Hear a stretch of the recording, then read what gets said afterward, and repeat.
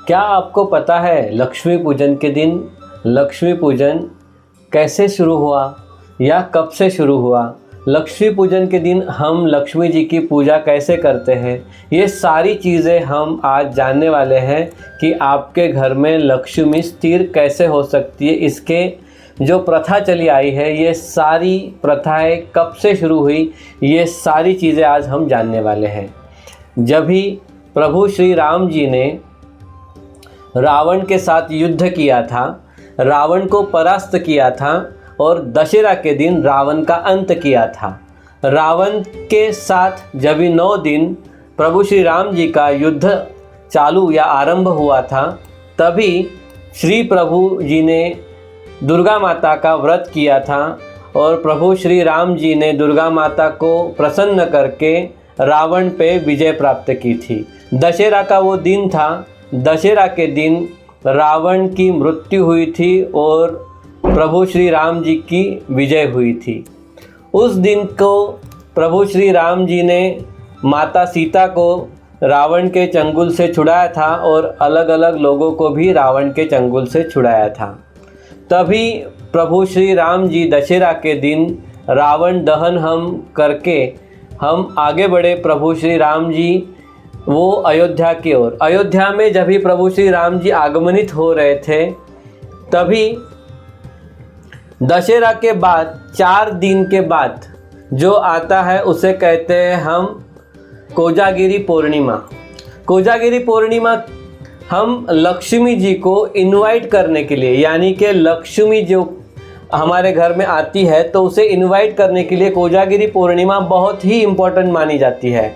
अगर आपके घर में कोई शादी है या अगर मैं आपको पहचानता हूँ और मैंने आपको अगर मेरे घर में अगर मेरे भाई की शादी है और लास्ट मिनट में आपको फ़ोन किया कि आज मेरे घर पे शादी है और आप आज शाम को मेरे घर पे आप शादी के लिए आ जाइए, मैं आपको इनविटेशन देना भूल गया था पर मुझे याद आया कि आपको इनविटेशन देना था, आप प्लीज़ मेरे घर पे आज शाम को शादी के लिए आ जाइए।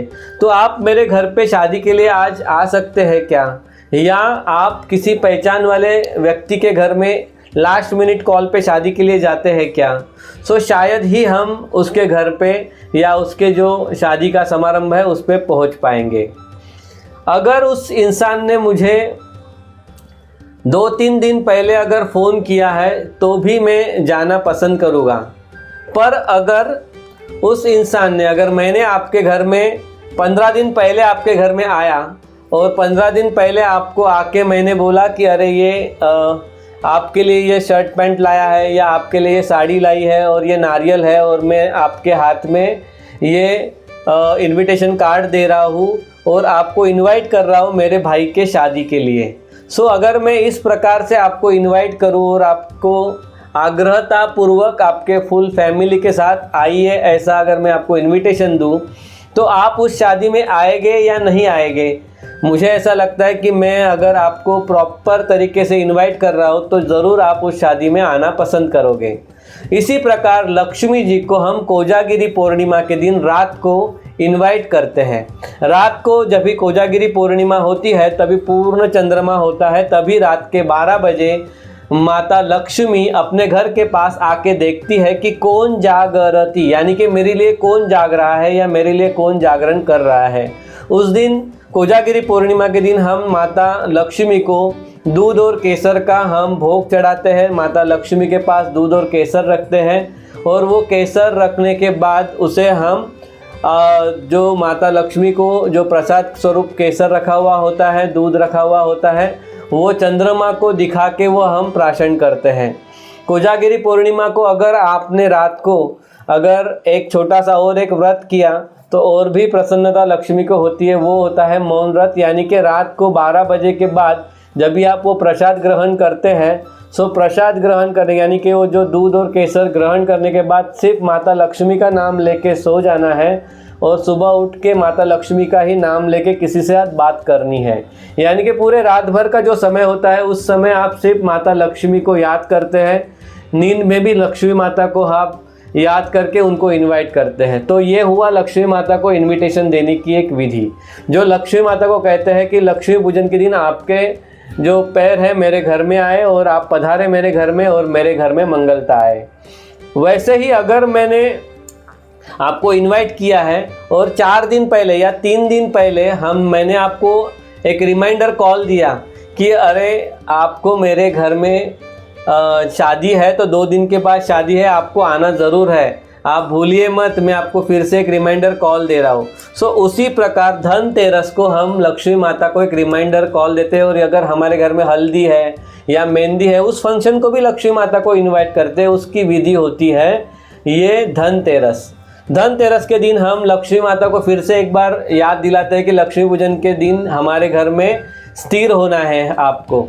इसीलिए हम लक्ष्मी माता को धनतेरस के दिन फिर से एक बार इनवाइट करते हैं कि हमारे घर में आगमनित होके हमारे घर में स्थापित हो जाइए। उस दिन हमारे जो बुक्स रहते हैं, हमारी जो बुक्स के साथ हमारे जो ये किताबें रहते हैं, उसको भी हम पूजन करते हैं। और चोपड़ा यानी कि जो हम हिसाब किताब रखते हैं, वो सारे हिसाब किताब का भी हम उस दिन पूजन करते हैं। और लक्ष्मी माता का हिसाब अगर हम चौक तरीके से रखते हैं तो हमारे घर में लक्ष्मी स्थिरता के लिए आ जाती है। उस समय हम लक्ष्मी माता को इनवाइट करते हैं जब भी धनतेरस होता है। धनतेरस के दिन जब भी लक्ष्मी माता हमारे घर में आगमनित होकर स्थिर होना चाहती है, तभी हम क्या करते हैं कि लक्ष्मी माता जी को हम धनतेरस के दिन इनवाइट कर दिया। यानी कि अगर मेरे घर में हल्दी है, मेरे घर में शादी के समय मेहंदी की रस्म है, या उस समय कुछ नाच गाना है या कुछ पार्टी है, तो मैंने आपको इनवाइट कर दिया। सो आपको तो उस पार्टी में भी आना है और फिर आपको कंपल्सन आ जाएगा कि शादी के दिन भी आपको पूरी तैयारी के साथ आना है। सो ये होता है इनविटेशन का एक तरीका। और जिस दिन लक्ष्मी पूजन होता है उस दिन शाम को हम लक्ष्मी माता को पूरे एकदम ऐसे मन से उसको इनवाइट करते हैं। लक्ष्मी के जो पैर होते हैं वो घर के दरवाजे से, चौखट से अपने घर के अंदर हम लाते हैं। लक्ष्मी की जो चौखट होती है उसके बाद हमारे चौखट कंप्लीट करके लक्ष्मी माता अपने घर में आती है। उस समय जो रंगोली हम निकालते हैं, और लक्ष्मी को वो बहुत ही रंगोली प्रिय है। लक्ष्मी माता को रंगोली इतनी प्रिय है कि आप उसे लक्ष्मी माता का एक पसंदीदा एक चेहरा भी बोल सकते हैं कि लक्ष्मी माता को वो जो चीज़ पसंद है, जो रंगोली है, वो लक्ष्मी माता को शुभ चिन्हों के साथ रंगोली बहुत ही प्रसन्न है। उसमें हम लक्ष्मी माता के जो मंत्र है वो लिख सकते हैं, या शुभ चिन्ह जो है वो निकाल सकते हैं, जैसे स्वस्तिक हो गया, ओम हो गया, श्री हो गया। ये रंगोली में शुभ चिन्ह निकाल सकते हैं। गोपद यानी कि गाय के जो पग होते हैं वो भी आप रंगोली में निकाल सकते हैं। सो ये सारी चीज़ें हम उस समय आप लक्ष्मी को इनवाइट करने के लिए वो कर सकते हैं रंगोली में। रंगोली के बाद जैसे लक्ष्मी माता अपने घर में पधारती है तो सारी जगह हम दिए जलाते हैं, सुंदर सुंदर रोशनी ही करते हैं कि लक्ष्मी माता को घर में आने के बाद प्रसन्नता प्राप्त हो। तो दिवाली में लक्ष्मी पूजन के दिन हम सब ये चीज़ें करनी बहुत ही ज़रूरी है। इसीलिए हम अपने घर में साफ़ सफाई करते हैं कि हमारे घर से अवलक्ष्मी दूर रहे और लक्ष्मी माता आगमनित हो। तो लक्ष्मी माता आगमनित होने के लिए हमने सारी ये चीज़ें कर ली। लक्ष्मी माता को पहले 15 दिन पहले कोजागिरी पूर्णिमा को इनवाइट किया। इनवाइट करने के बाद धनतेरस के दिन उसको रिमाइंडर दिया कि भाई लक्ष्मी माता आपको हमारे घर में ये फंक्शन में आना है, उसके बाद लक्ष्मी पूजन के दिन कायम स्वरूप हमारे घर में स्थिर होने के लिए आना है। फिर लक्ष्मी पूजन के समय हम क्या करते हैं, लक्ष्मी पूजन के समय हम लक्ष्मी माता की मूर्ति सेंटर में रखते हैं मंदिर के सामने। श्री यंत्र की भी पूजा आप कर सकते हैं उस समय। और आपके कुछ ज्वेलरी है या दागिने हैं या आपके जो गहने हैं उनको भी आप लक्ष्मी पूजन के दिन वहाँ पे सजा के रख सकते हैं। कुछ पैसों के बंडल है या पैसों की जो कॉइन्स है या पैसे की आरास है वो आप वहाँ पे लगा सकते हैं। और पैसे की भी पूजा, धन की भी पूजा आप उस समय कर सकते हैं। जो लक्ष्मी पूजन के दिन आप पैसे को पूजन के लिए लगाते वो पैसा आपके तिजोरी में स्थिर होना चाहिए, उसे खर्च नहीं करते। ये सारे पैसे आप लक्ष्मी पूजन के दिन अगर आपको कॉइन्स रखने हैं तो हर एक कॉइन्स को आपको गंगा जल से या गुलाब पानी से धो लेना है। हर एक कॉइन को पूरा साफ करके उसके बाद वो एक एक कॉइन रखना है। अगर आप लक्ष्मी पूजन को 108 कॉइन अगर आप रखते हैं गंगा जल से या गुलाब जल से उसे धो के अगर आप रखते हैं तो उसे उचित माना जाता है। वो रखे हुए कॉइन्स 108 नंबर में होंगे तो और भी अच्छा माना जाता है। अगर आपके नोट है या पैसे हैं, रुपए है, सो उसको 101 नोट होने चाहिए, ना कि 100 नोट होने चाहिए। उसमें एक बढ़ोतरी होनी चाहिए, 101 होने चाहिए।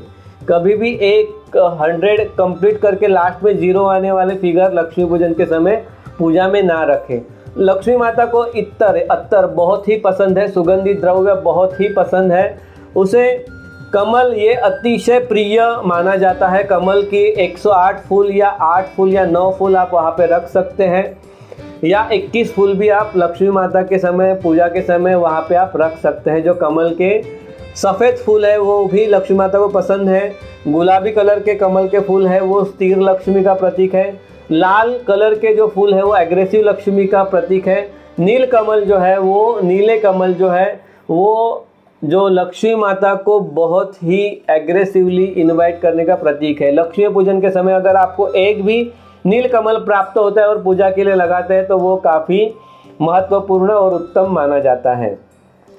वैसे ही लक्ष्मी माता को आप उस दिन अगर चंदन में और गुलाब जल में डुबो के अगर 21 मोगरे के फूल चरणों पे अर्पण करें तो उससे भी लक्ष्मी बहुत ही प्रसन्न होती है। ये लक्ष्मी को प्रसन्न करने की विधि है। लक्ष्मी माता को अगर आप पूजा के लिए रख रहे तो नीचे लाल रंग की चादर या लाल रंग के पूजा वस्त्र परिधान करें और उसके ऊपर लक्ष्मी माता को रखें। लक्ष्मी माता को लाल चुनरी, लाल जो पूजा का जो कपड़ा है वो बहुत ही पसंद है। अगर आपके पास लाल रंग का कपड़ा नहीं है तो हरा रंग का वस्त्र भी आप उस समय इस्तेमाल कर सकते हैं। और लक्ष्मी माता की अगर मूर्ति या फोटो है तो उसमें लक्ष्मी माता की हरी साड़ी बहुत ही लक्ष्मी माता को शुभ मानी जाती है।